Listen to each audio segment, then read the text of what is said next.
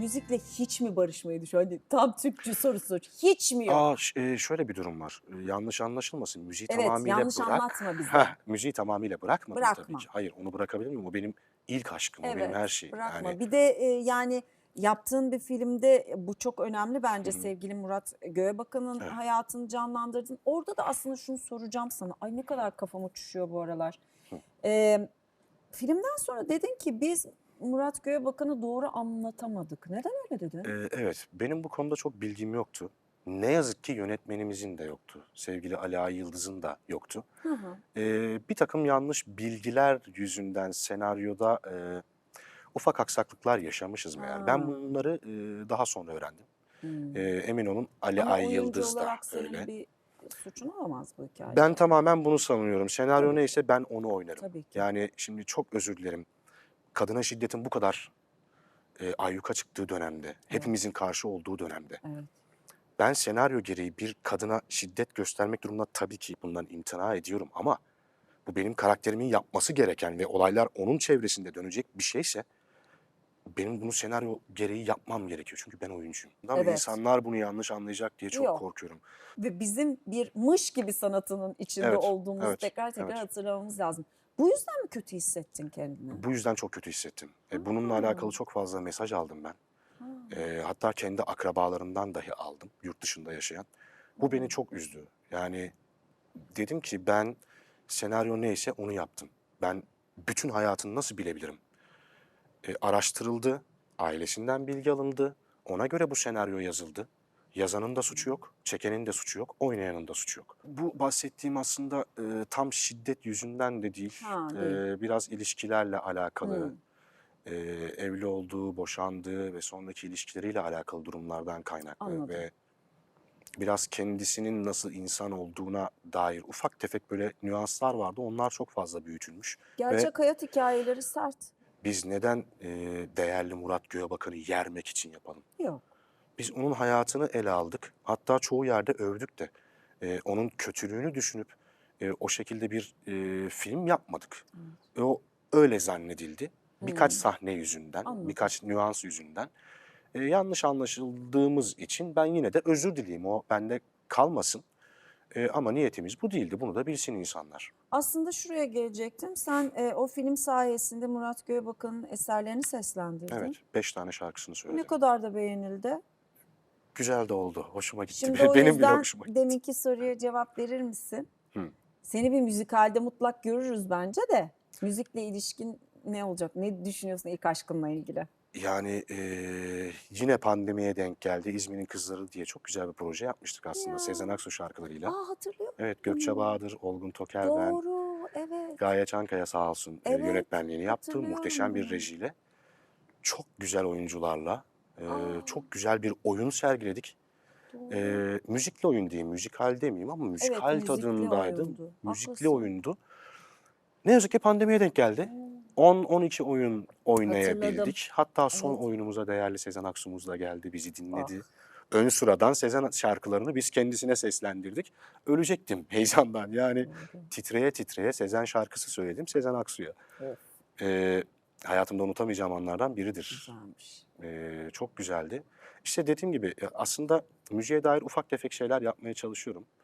Lakin siz de biliyorsunuz özellikle ulusal platformda iş yapmaya başlayınca pek de zamanımız kalmıyor. Şimdi en son ne için şükrettin? Bunu şükür hatırlatması babında soruyorum Hı ama hı. asıl sorum bundan sonra soracağım. Şükürle ilgili en son ne için şükrettin? Nazar değmesin diyelim. Sağlıkla hala daha yaşayabildiğime ben şükrediyorum her seferinde. Evet, çok Elim önemli bir ayağım şey. tutuyor. Çok şükür yaşayabilecek kadar paramı kazanabiliyorum. Sağlığım çok yerinde. Nazar değmesin. Bu şekilde yaşamaya fazlasında gözüm yok gerçekten. Peki şimdi daha önce kadınların özelliğini, biricikliğini, kıymetini hatırlatmak için kadın isterse diye bir cümle soruyordum. Ben vazgeçtim bu cümleden. Şuraya geliyorum. İlk de seninle başlamış olacağım. Hayatında bir kadın özür dilemeyi ihmal ettiğin, seni seviyorum demeyi ihmal ettiğin, iyi ki demeyi ihmal ettiğin. Hepsi olabilir. İsmini sormuyorum. Kim olduğunu sormuyorum. Bu senin özelin. Ben özel alana girmeyi çok sevmiyorum. İstiyorum ki kamerada karşında o var. Özür mü, teşekkür mü, sevgi mi, özlem mi?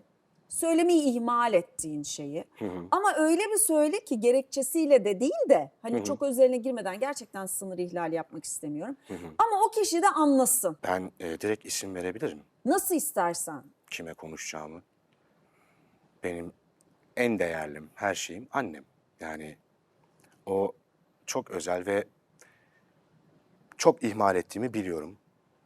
Ben ne yazık ki biraz kendi hayatına odaklanmış ve bazı insanların da düşüncelerinden çok fazla kendimi soyutlamayı başarabilmiş bir insanım. Ama bu aile için yapılmamalı diye düşünüyorum. Seni çok seviyorum biliyorsun ama ihmal ettiğimin farkındayım. Bu yüzden özür diliyorum. Seni çok ama çok seviyorum. Sen benim bir tanemsin. Canım aşkım benim. Oy, Güzel çok annem. güzel oldu. İhmal meselesi bende de var anneciğim. Yani Yapıyoruz bunu. biraz kendi şeyle de gözüm doldu kusura bakmayın. Sevgiden o. Hayatla alakalı Evet. bazı şeyler. Yani canım Oo. sıkkın oluyor, moralim bozuk oluyor. Benim sesimi böyle duymasın istiyorum. Babam için de geçerli bu. Yani kardeşim için de keza geçerli. Ben insanları aramayı unutabiliyorum. Bu vefasızlık değil. Gerçekten buradan aramadığım kim varsa hepsinden özür dilerim ama vefasızlıktan değil. Ben gerçekten unutuyorum. Kendi hayatıma çok fazla dalıyorum ve kendimi çok fazla soyutluyorum. İnsanlardan da soyutluyorum. Ya tamam bir hafta aramasam ne olur diyorum ama annen senin sesini duymak istiyor, baban sesini duymak istiyor, kardeşin ya da sevdiğin herhangi bir arkadaşın. Ben bu konuda kötü bir insanım diye düşünüyorum. Yani bunu Kötü yapmamam, bir insan değil de yapmamam ihmalkar gerektiğini diyelim. Bak, bildiğim gene halde yanlış yapıyorum etiket. ama Kötü değilsin, iyisin. işte İhmalkarsın. bu konuda kötülük yapıyorum gibi Evet. geliyor. Ne yazmam gerekiyor? Bugüne dair birkaç cümle yazmanı rica ediyorum. Tabii ki bir fotoğrafımızı da çekin, bize anı olsun.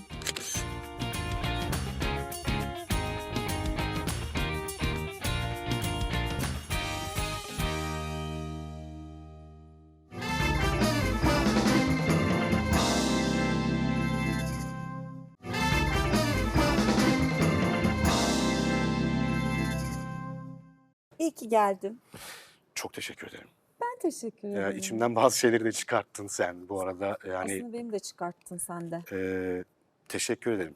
Biraz böyle hem psikolojik bir yere de ufak tefek gittik. Hem Evet. mesleki bir yere gittik.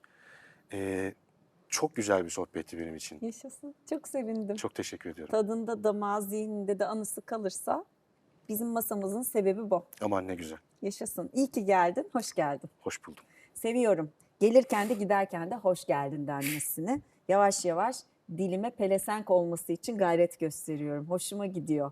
Gelene de hoş geldin, gidene de hoş geldin demek. Çünkü size diyorum ya, her başlangıçlar güzel ama sonlar da güzel olsun. Vedalar da güzel olsun.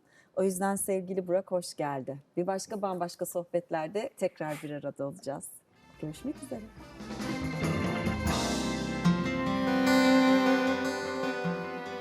Hayat öyküsüyle gerçekten ezberimizi bozan bir isim. Sevgili Burak Sevinç. Müzikle başlayan hayatı oyunculukla devam ederken bence yüreği hala müzikten yana. Burak Sevinç sayfasının satırlarını şöyle tamamladı.